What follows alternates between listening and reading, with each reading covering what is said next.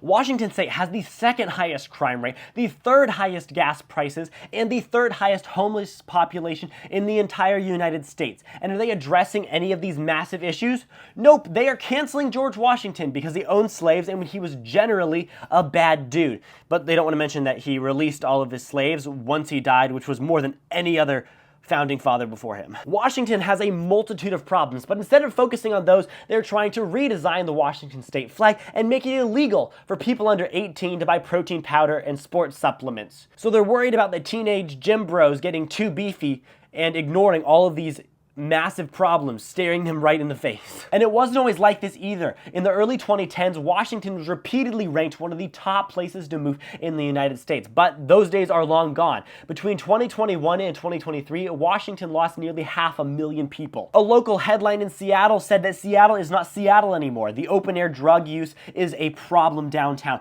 You can't walk downtown Seattle or much of Seattle without stepping over needles or just human feces on the ground because so many people are sleeping on the streets. Washington state is heading nowhere good fast. Murder rates have increased by 96% since 2019. That is an all-time high. Aggravated assault has increased by 30% in the last 5 years, again, making a 24-year high. And as far as property crime goes, it has been skyrocketing in Washington to where it is now the second worst in the nation, while overall in the nation, it has been going down. These are a couple of the massive problems in Washington state, but they're absolutely refusing to talk about any of them, which is why a bunch of people have left the state, including myself. In my last video about this subject, I got a comment saying, no, you're just a Republican. Living in Washington state is not going to be your cup of tea. Signed a fourth generation Washingtonian. Now, I don't think disliking these things makes you a Republican. I don't want an open-air drug market right outside my door. Republican! I would like to be able to walk on the street without stepping over needles or poop. Republican! I like my gas to be under $5 a gallon. Republican! I would like my aggravated assault not to be the second highest in the nation. Republican! I would like to be able to walk around in my city without fearing for my life because their murder rate is skyrocketed. Republican!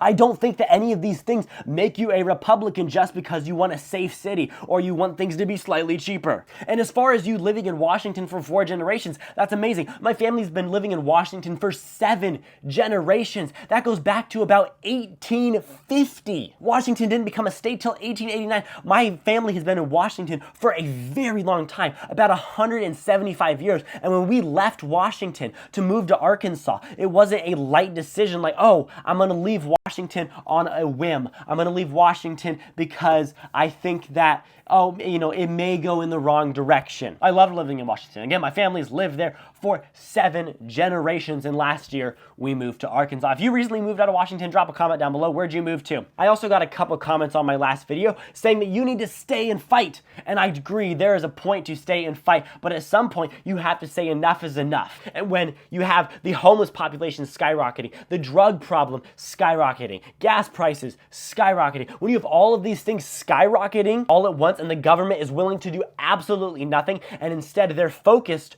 on the redesigning your flag because they don't like George Washington, that's where I have a problem. And trust me, it's even worse and more silly. Silly. That's supposed to say serious. Guys, who wrote silly? Not serious. It's supposed to be serious. I don't know who I'm yelling at. I wrote this myself. And now that we're in our serious attire, we can talk about the serious problem of Washington state not listening to its voters. There are these amazing things called voter appeals in Washington state where you can get the issue that you want on the Washington state ballots, and voters do this a lot. But the problem is when Washington state turns around and flips it on its head, and it does exactly opposite of what you wanted in the first place. A year ago in Washington, they passed a great parental rights bill. It was a voter initiative. It was awesome. But now, a year later, the government has decided to completely gut that bill of everything that made it a great bill, and they are basically making it to where you as a parent have no rights over your child who is in school. Because in Washington state, after 1 year, they can change whatever you wanted to get put in. So now it's a year later and they're flipping it on its head. Another thing is car tabs. Washington state, people really want to pay $30 for car tabs. And they passed that. $30 car tabs. Great, they're $30, except wait, no, we're going to add more fees. Base car tabs on just a normal car in Washington are like $80 because and now you have a fee for how much your car weighs. You have another fee if your car is a hybrid car. You have another fee. If you have one of the shiny electric cars, they just tack on more fees and more fees to where they're not $30 car tabs, they're very expensive car tabs. And sometimes it's not just directly against the voters, sometimes it's against the Washington State Constitution. In the Washington State Constitution, it says you cannot tax income. And in Washington States, they just passed a capital gains tax, which taxes your income. So now not only are they taking the laws that the voters want in and flipping them on their head, now they're taking things that can't be a law in the first place because of the Washington State Constitution, and they're implementing those. So they're just going against the Washington State Constitution. And it's not like they changed it. If they were to change the Washington State Constitution and allow for you to tax income, that is a completely different story. But in this case, they are just totally disregarding the Washington State Constitution and plowing on ahead anyway. Okay, we can get slightly less serious. I mean, still a little serious, but just slightly less. I also got a comment saying gas has never been $5 a gallon. I don't know where you were living. No, don't. Stop showing those. No. That definitely isn't a screenshot from the Seattle Times. With, is that a picture of it? Over $5. Stop. Okay, sorry. Nope, we're moving on. Gas, you're right, never over $5 a gallon. Guess I was a figment of my imagination and so many others. I also got comments saying, well, the grass is always greener on the other side of the fence, and well, I guess if you live in the desert of Washington, and if you move to somewhere like Arkansas, while the grass is actually greener, that's not what it is. Several people pointed out, Arkansas is not a perfect state.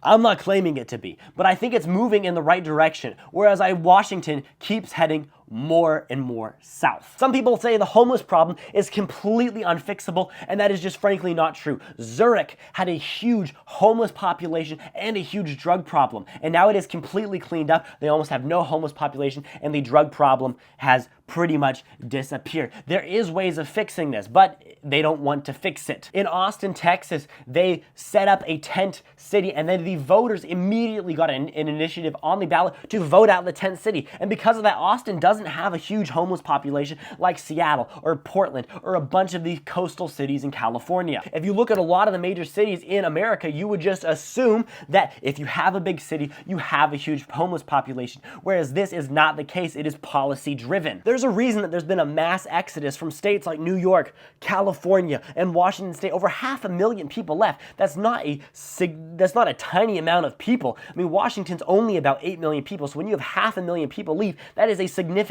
chunk of the population. And I've had quite a few people say, what about Eastern Washington? Yes, Eastern Washington is one of the most conservative places in the entire United States, but when the Eastern Washington is controlled by the West Side and it gets all of the West Side policies, even Eastern Washington is subject to all of those rules. And there's a whole debate of whether Washington should really be one or two states, or if Oregon should be one or two states. I mean, you could really separate the west coast of Oregon and Washington, make that one state, and make the eastern half one state too, because geopolitically it works a lot better.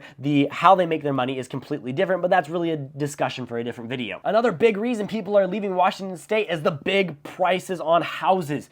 Houses in Washington have absolutely exploded, and it's ridiculous. Rent is crazy. People are able to sell their houses in Washington and buy mansions in Tennessee because the houses are so expensive in Washington. And you know something's going on when the governor of Washington, the previous governor, goes and buys a house in Idaho and doesn't decide to live in Washington after he's implemented years and years of wonderful policies. No, he moves to Idaho, which has some of the exact opposite policies that he has implemented into Washington State. You just gotta find that interesting. I don't think it's a coincidence that people are flooding out of Washington and moving to places like Idaho, Tennessee, and Florida. And sadly, I think that the great state of Washington is too far gone. I think that if you are in Washington, get out while the getting's good.